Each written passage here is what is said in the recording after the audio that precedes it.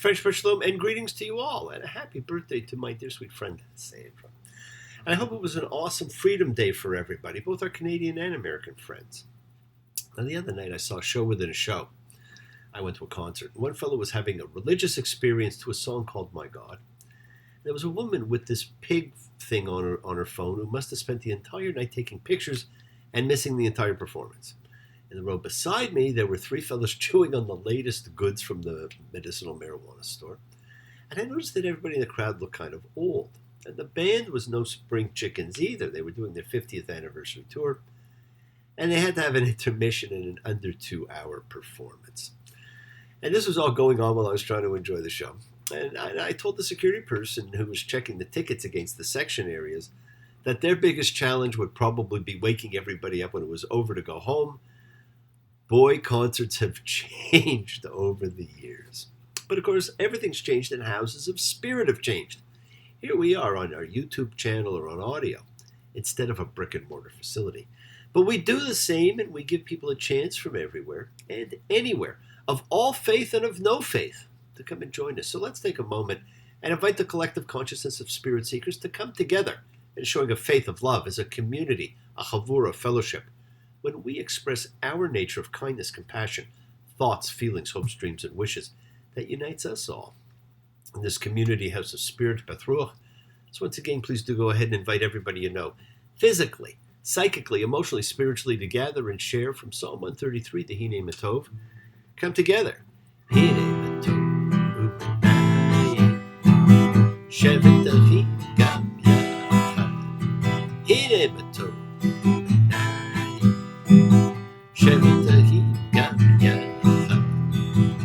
How good and how pleasant it is for brothers and sisters together.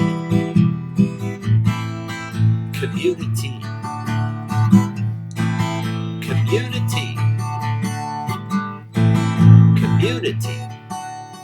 Together. And it is as a community that we all spread love, goodwill, and fellowship to the world.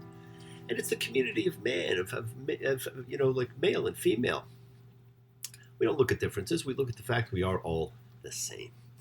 And let's call for healing and renewal for everybody we know. We are all the same, and we all need healing and renewal. So think whoever you can that needs renewal or love or goodwill, and just focus on them or call their names. It's not just for people. It's for your pets. It's for all animals. It's for the earth. It is for healing the world. The tikkun olam. That's part of our genetic makeup. So let's think of dear sweet Bob. We keep you in our prayers for Veronica, for Ben, for Lindsay, for Martin, and Devorah. Of course, make sure you include yourself, my friends, because you need renewal too. It is the kindness, the healing wishes, goodwill, and love that we all send out that circles the world, finding those in need. So thank you, each and every one of you, for all you do, for all you care, because the world is a world of spirit. Spirit never dies.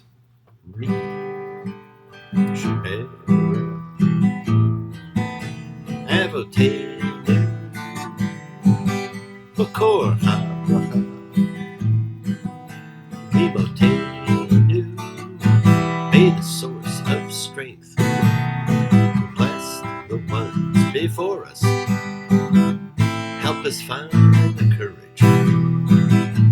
Make our lives a blessing. The renewal of body, the renewal of spirit. Let us say, Amen. Yisha Baruch, let us all have our spirits renewed the world over. Now remember, my friends, this is your just setting aside just a little bit of your own sacred time in your own personal sacred space to talk to whoever, whatever you believe in. It's a part of your kavanah, your intention, your goodwill that you put out into the universe. Now, this week's reading, Pincus, should have begun a few verses earlier. Now, the last thing we read last week was about Pincus killing the couple having sex in the tent of meeting, the famous red tent. Well, I like to begin there. Remember, the editing came hundreds of years later. We're going to focus on those events because the last part of this week's Parsha is about the sacrifices for each event, from the daily ones to the Sabbath to each and every festival. That's all been given before, but with one notable exception. There is no mention of the tabernacle in this batch, And so these may have been added between the first and second temple periods to allow for sacrifice and worship at the temple itself. None of the spiritual significance is reviewed. It's very Leviticus-like. It's a laundry list of sacrifices per event. You've seen them. You didn't care then, you won't care so much now. The real meat is in these three sections. The red tent episode, Moses picking Joshua as his successor. But the most important of all, the incredible episode referred to as the daughters of Zelophehad. I learned the truth at 17, that love was meant for beauty queens, high school girls with clear-skinned smiles who married young and then retired.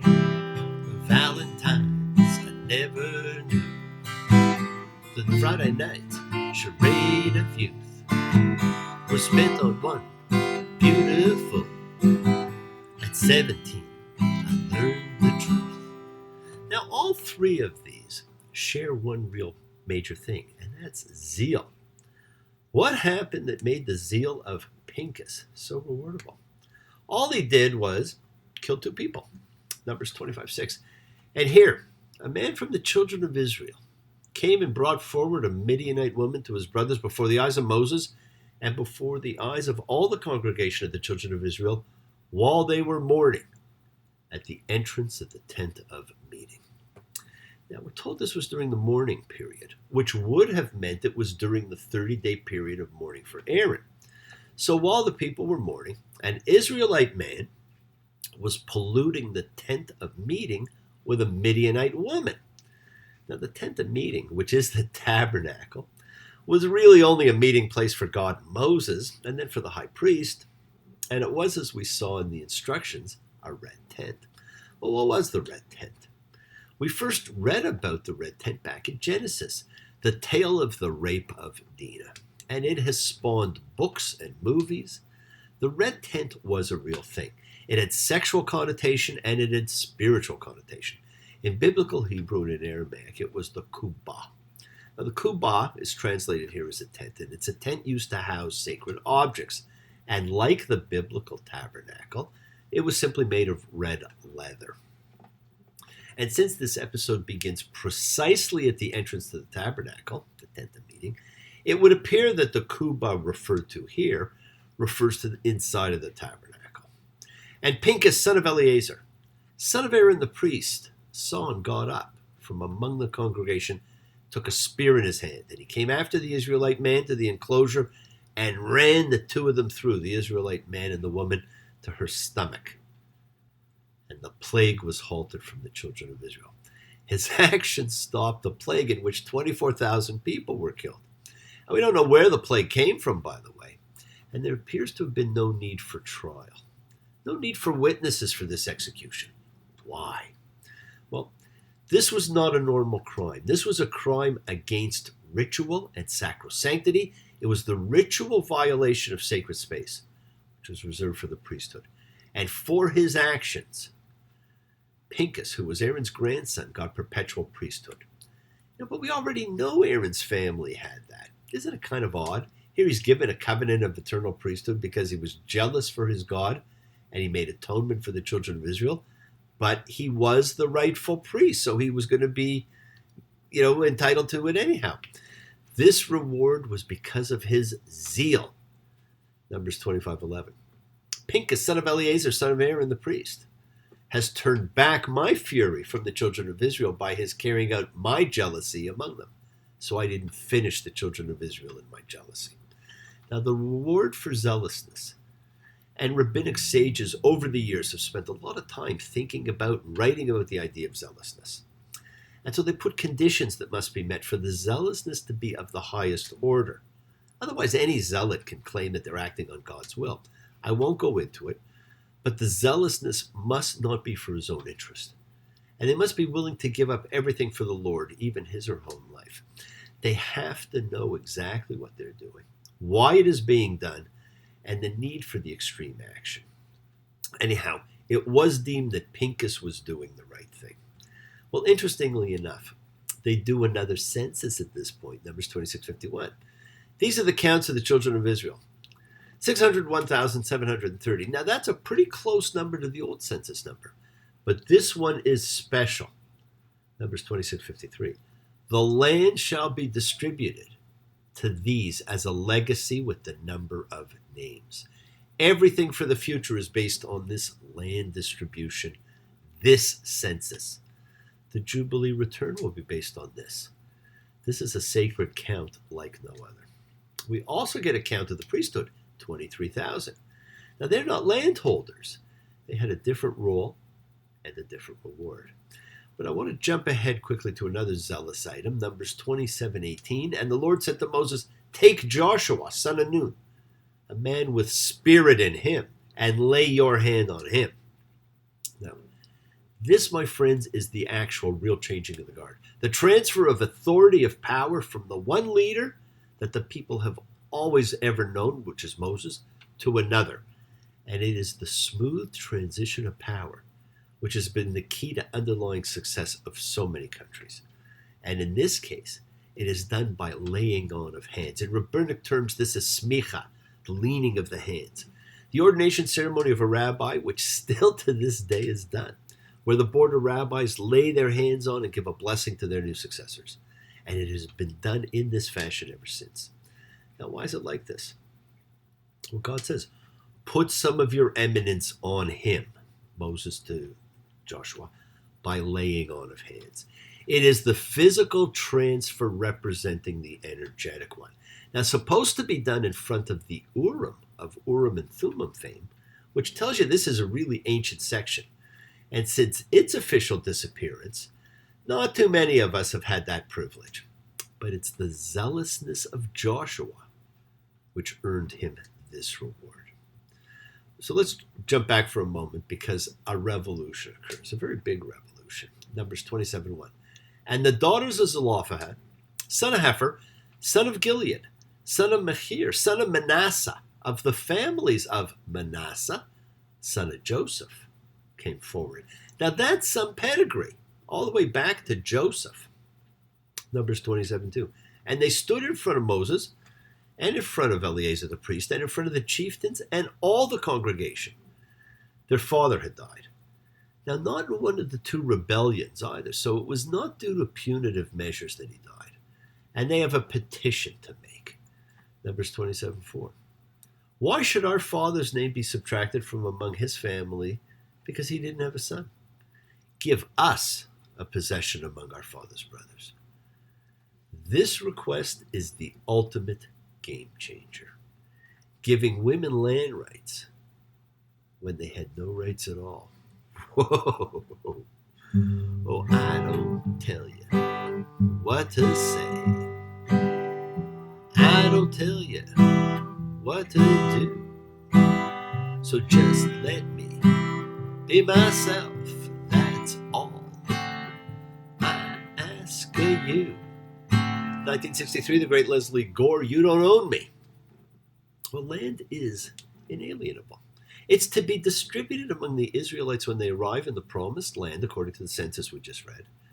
And if a man ever loses his land, it's returned to him in the Jubilee year. If he's died by then, it's returned to his sons.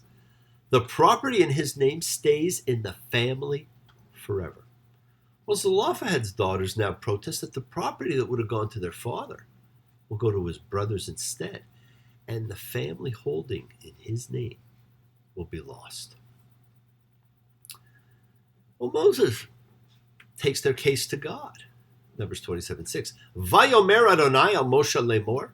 And the Lord said to Moses, that famous phrase that opens so many things. Zelophehad's daughters speak right. You shall give them a possession for a legacy among their father's brothers. And you shall pass their father's legacy to them. Wow.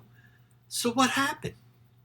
Well, this breaking news got interpreted just a little bit differently later on to ensure women did not get the rights they were intended. And they have been fighting for it ever since.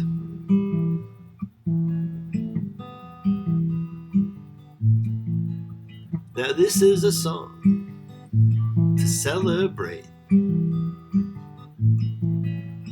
conscious liberation of the female state. Mothers, daughters, and their daughters too. Woman, oh woman, we're singing with you. Sisters are doing it for themselves, standing on their own 2 feet, ringing on their own bells. Sisters are doing it for themselves. That's not a question about whether the Torah is supportive of women, or whether it means that the Torah is unfair to women. Social transformations take time. Look at slavery. Generations, centuries, even millennia. The Torah does not command a revolution in the status of women. It provides for steps such as this one, which in the short run established that women do have rights, and which ultimately participated in the development of women's rights more generally. Yes, the world is sacred. So is everything in it. Express your gratitude, light a candle, make a wish, celebrate your life and the lives of those you love, share your feelings with them. Live free, be free, honor your freedom. Be well, be happy, and be blessed. Now share and honor the light and all who live in the light and continue to shine. Continue to send absolutely everybody you know goodwill and love. Pray for peace and freedom for everyone. And end to terror and hatred. Remember, friends, we are a community. We learn together. We celebrate each other. We love each other. We share this right together, men and women equally. So let's send out love, not fear. Send out peace, harmony, goodwill, and healing to all who need it. And please do learn to forgive and learn to love, including yourself. Now open your hearts and honor the relationships of your life. Tell those you love that you love them. Take advantage of the time you have. Enjoy the journey, because we take the twists and turns and the patterns that weave through the fabric of our lives in our effort to grow, to learn, to be, to love. So please do love. Now bless you all. Have a fantastic week, a week of love and light, a week of peace, a week of miracles. Examine your intentions and use them to imprint your will on the universe. Remember, we set in motion everything that happens in our lives. Our intention, our kavana, our cause, our effect, everything is linked. Now, as I've said, you always have time to forgive and to be forgiven. And you have that knowledge of what's good and bad. So acknowledge what you have done wrong to yourself, to God, and to any person you've wronged. And then ask forgiveness. But do so with sincerity, with accountability, with vulnerability. Forgive those who have hurt you as you learn to be forgiving and compassionate. Because the secret of forgiveness, compassion, and peace is in acceptance. Can you accept yourself, other people in the world just as they are? Can you accept life just as it is without trying to control it? If you do, you can experience the peace that acceptance brings. So do not stop your journey. Do not stop moving towards your promised land, your home. Keep on dreaming, keep on being, keep sharing, keep shining, keep teaching. Keep spreading joy and goodwill. Do not follow fear, follow love. It's always there in front of you. And remember to have faith and unwavering adherence to principle, just as I have faith in the principle of love and all of you. So please act with purity of heart and mind. Despise none, defraud none, hate none, cherish all. Honor every child of God, every creature of the earth. May all people know peace this year, and may you nurture kindness and love everywhere you go, and work to be present in the body. Expand your heart, quiet your mind, because the deepest source of real power lies in consciousness and the ability to be mindful, to be aware, to be present in all of life's circumstances. So make the most of your time in this life. Continue to touch and transform lives around you, because you're never alone.